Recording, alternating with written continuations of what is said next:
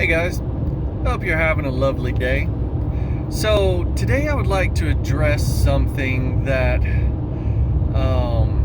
I just didn't quite follow, I guess you could say. Something I heard from I can't remember the YouTuber, but there was two actually I heard this from, and it was a while back. I think it was the Thor guy, Eric Thor, something like that, and maybe Frank James has also said it.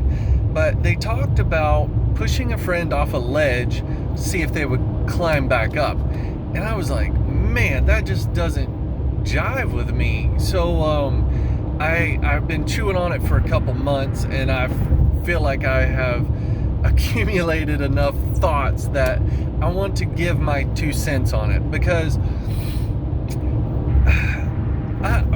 I need to disclose something, I suppose.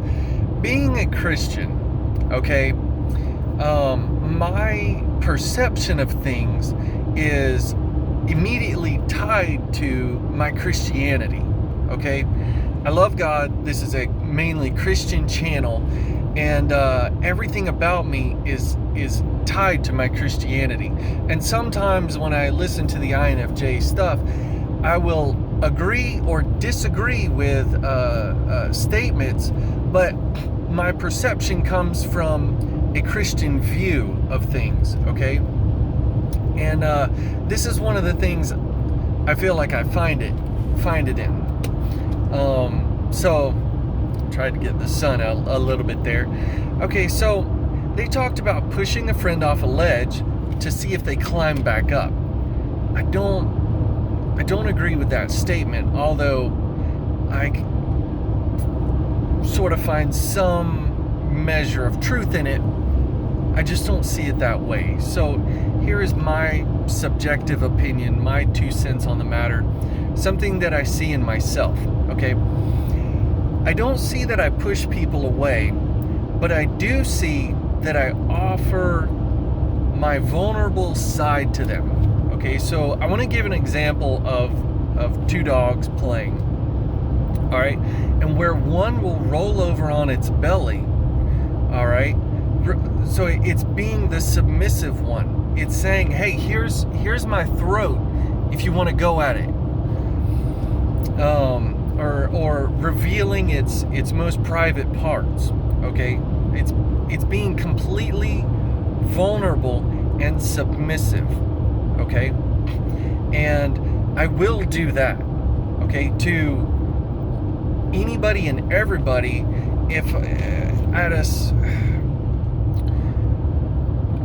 I can't tell like what stage of the acquaintance or the friendship, but I think I will do it in varying degrees, okay? So to an acquaintance, I would do it in a little measure of vulnerability, okay?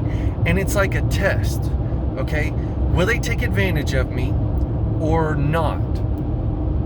If they do take advantage of me, I don't want to be around them. Like it's an immediate turnoff. I want to go my separate ways from them.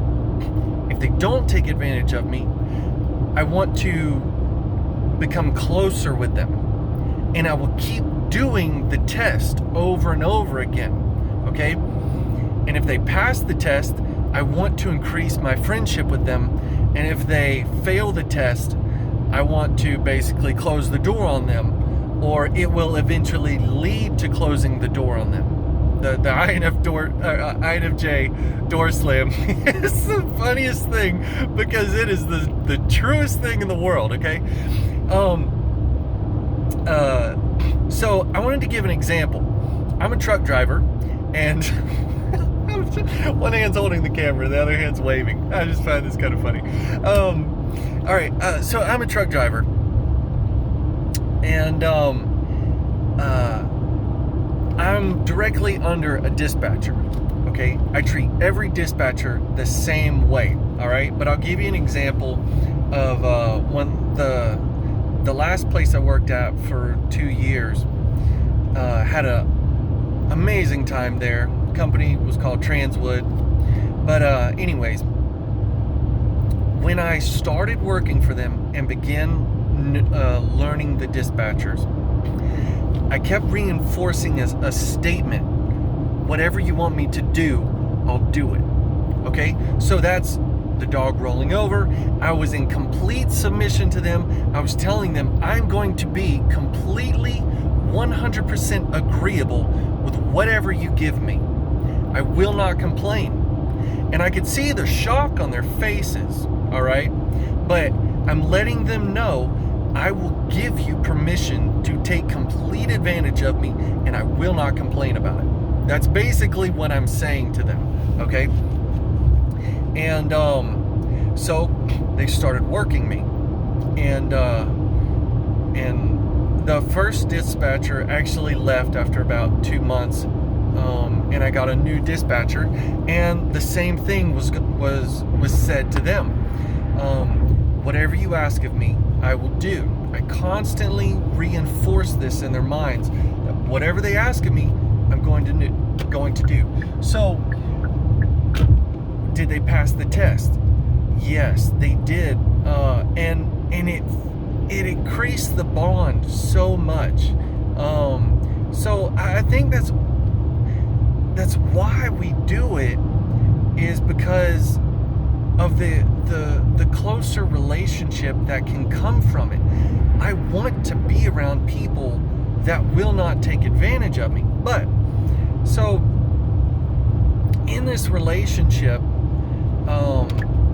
or in the truck driving industry, there's good paying loads and there's bad paying loads. They become obvious after you work at any place for a short period of time. Within a couple months, you'll learn the loads and what are good paying, what are bad paying.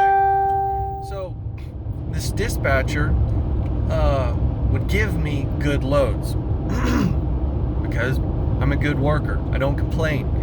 And occasionally they would call me and say, hey, I know this isn't a load as good as what you normally get, but I really need some help. I need it covered. And I would be overjoyed to take the load, okay? Because it's helping a friend. And you just don't understand the euphoricness that I would get of taking this lesser paying load because I was helping somebody out.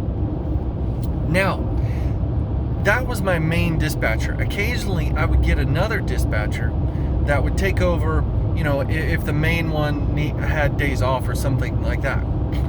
Now, the second dispatcher knew me very well, but would utilize me in the opposite manner.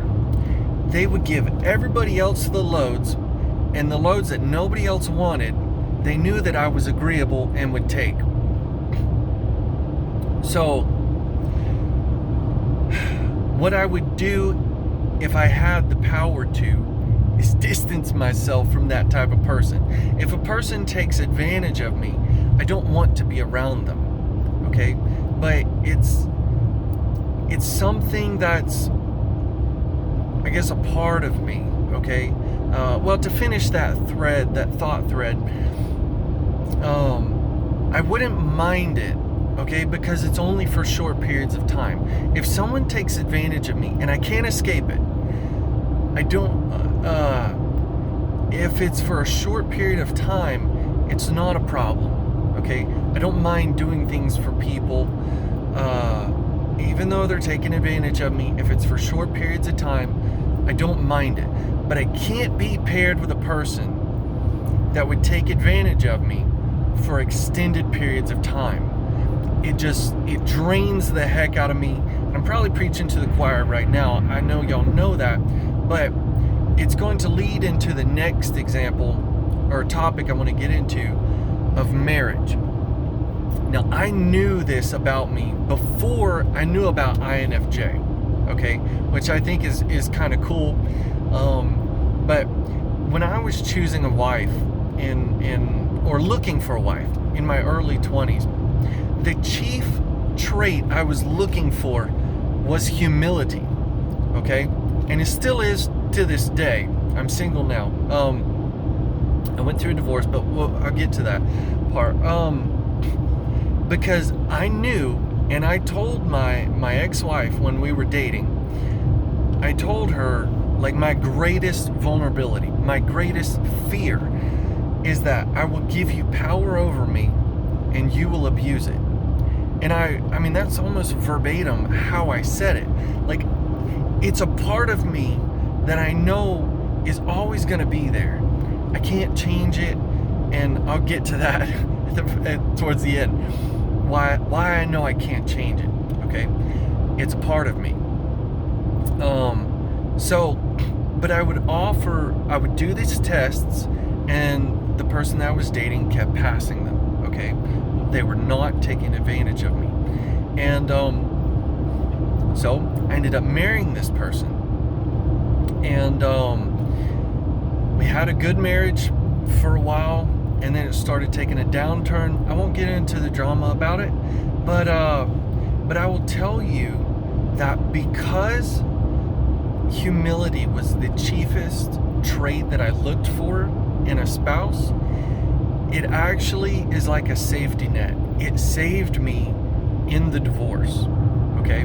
Because in the divorce, I was still, I was very consistent in this concept I'm talking about. I gave them permission to rake me over the coals and to take advantage of me in the harshest manner in this divorce. I gave them complete power. I did not fight them in any way, shape, or form, okay? And they took advantage of me only a little bit. And I'm very grateful for that, okay? Because they could have wrecked my life, all right? But they only wrecked it a little bit, and I could recover from it and move on with my life, okay? So my advice to fellow INFJs out there, in looking for a spouse, look for humility, okay? Because you will love it while oh shoot, I'm sorry,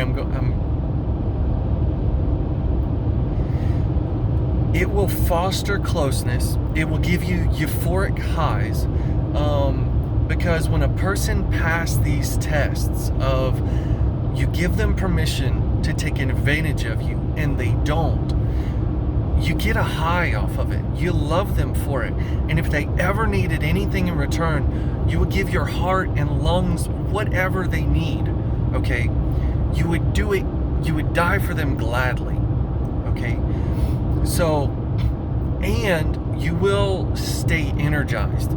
If you're with a person that constantly takes advantage of you, it will drain you to the point of depression, okay? Now, I'm pretty strong in that area, actually, and I want to do another video on that. I won't get into it in this thread, but it's also a safety net, because in the back end, a prideful person will just rake you over the coals. In 2 miles, use any lane to take the exit. All right, just want to pause through that.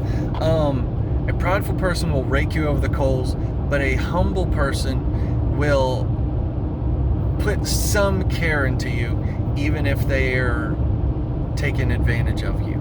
Okay, so that's my 2 cents on this whole topic, and hope it was informative. Hope you have a great day. Love my INFJ friends out there, and if you have any questions, comments, whatever, I'd really love to talk to you about it. All right, peace.